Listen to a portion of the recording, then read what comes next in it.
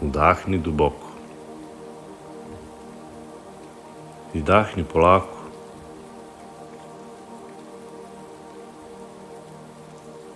Koliko puta si ćutao, a ćutanje je reklo više nego 1000 reči.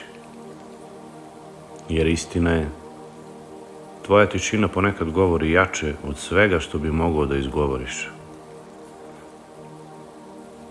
Reči su moćne, ali nisu uvek dovoljne. Ponekad reči mogu da zavaraju, da sakriju, da povrede, ali tišina, ona ne laže. Tišina otkriva ono što srce nosi.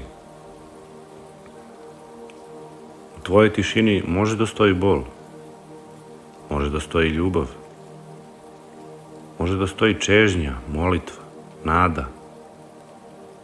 Sve ono što ne znaš kako da izgovoriš, tvoje ćutanje već govori. Nekada tvoja tišina drugima šalje poruku da ti nedostaju. Nekada tvoja tišina je način da sačuvaš mir, da ne kažeš nešto što bi povredilo. Nekada tvoja tišina je tvoje oprosti, tvoje volim te, tvoje nedostaješ mi. Isto tako i Bog čuje tvoju tišinu. Čuje tvoje neizgovorene molitve, tvoje uzdahe, tvoje suze koje niko drugi ne vidi. Za njega tvoja tišina je razgovor jednako glasan kao i najdublja molitva. Nemoj da potcenjuješ snagu svoje tišine. Ona nije praznina.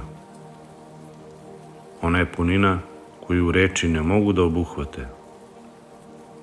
Ona je prostor u kojem se čuje srce.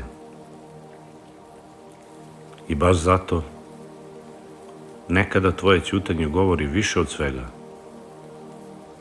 Seti se, i kada ćutiš, ti govoriš. I možda baš tada tvoje srce najviše razume neko ko te voli. Jer istinska povezanost ne traži uvek reči, dovoljno je srce i tišina. Zato ne plaši se svojih tišina.